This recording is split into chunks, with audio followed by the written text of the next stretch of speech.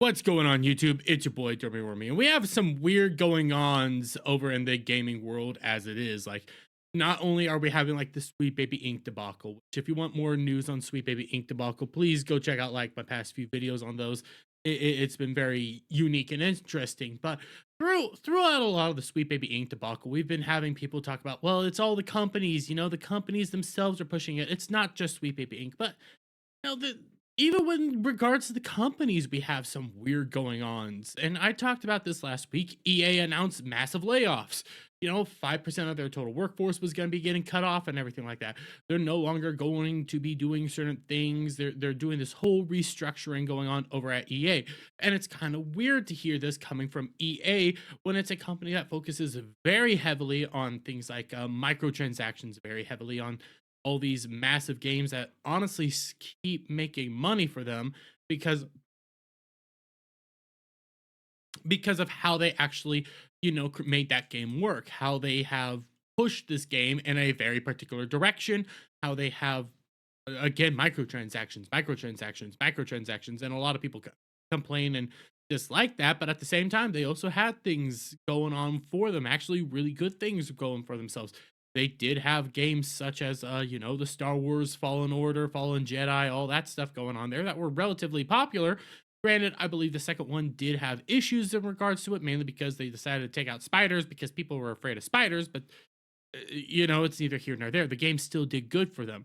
So it became a wonder, like, what's going on here? Well, I didn't even see this earlier that same week. Actually, this didn't start getting reported on until about Wednesday of last week. EA outright closed out their Battlefield studio.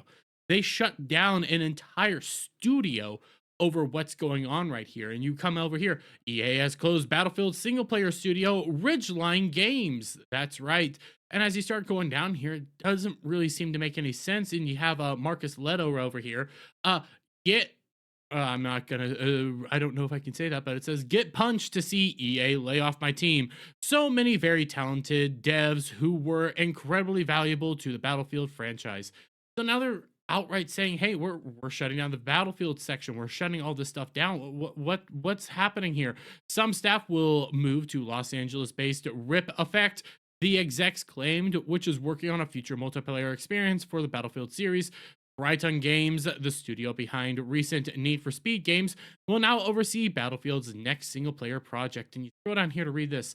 Our visions for Battlefield is ambitious and exciting. The project is making meaningful progress thanks to the strong leadership of Vince Zappella and Brian Beattie, and a dedicated studio committed to building a Battlefield platform our fans will love, Millie said. And this doesn't really make much sense, but why are you shutting down all this stuff? Why are you doing all these restructurings? What's happening within the gaming industry as a whole? And on top of that, and this is where I'm going with this. This isn't just EA. We had massive amounts of layoffs last week across EA, and I showed you guys earlier. We had Sony layoffs last week. This was really crazy and to be expected, especially when you take a look at some of the games that they just put out. It was London Studios, Insomniac, Naughty Dog, Guerrilla Games, Firespite, all these gaming companies that, well, for the most part, at least 3 of these things have put out honestly disastrous games. Insomniac 2 put out Spider-Man 2, which was possibly one of the biggest games last year, but still didn't cross a threshold that it actually needed to make a profit and everything like that. Naughty Dog, well, Last of Us 2. Guerrilla Games put out Horizon Forbidden West. All these situations that are going on throughout Sony, and they laid off a massive amount of people. Well, then I saw this today.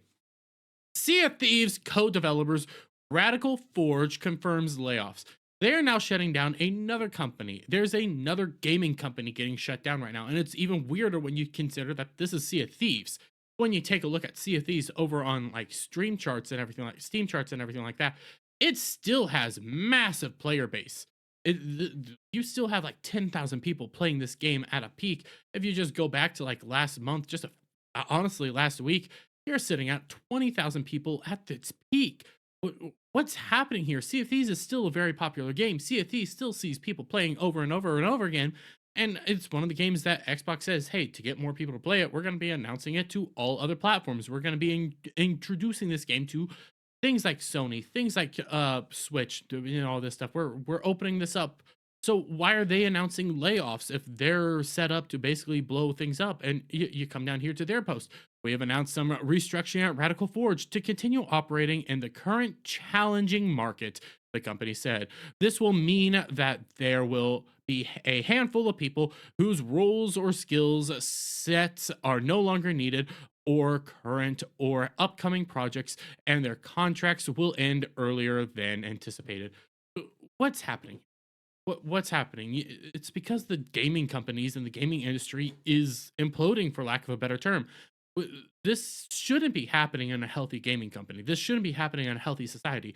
You got to realize the gaming industry has a budgetary issue thing of that shoots Hollywood out of the water. Like, the amount of money that goes through gaming is incredible. It is immense, and it's nothing. Hollywood is nothing compared to it ultimately. So when you're seeing all these mass layoffs hit every ounce of the gaming industry as a whole, it goes to tell you that there's a coming storm. There's something happening here. There's a potential bubble that's about to burst within the actual gaming industry. And for the most part, I don't honestly blame the fact of that.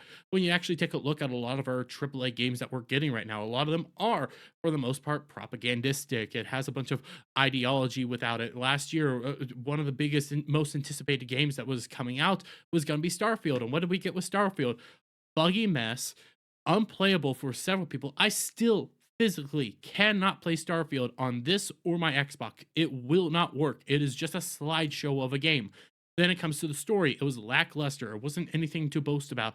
Filled with ideology, filled with identity politics, up the wazoo, modern day California garbage, all over the place within that actual game. Okay, you had that when it came to Spider Man 2, another ideological driven game. A lot of people wanted to play Spider Man 2, continue playing as Peter Parker. And what did they get? Oh, they got Miles Morales. They got all this other stuff. They wanted to see what's going on with Venom. They didn't really get to see what's going on as Venom. They didn't get to play as Venom. They didn't get to do anything with Venom. So it was another letdown of a game.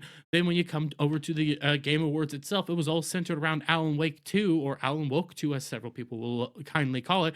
And when it comes to Alan Woke 2, nobody really bought the game or played the game or did anything with the game. Like, it was a disaster of a game. Financially speaking, nobody actually engaged with that game.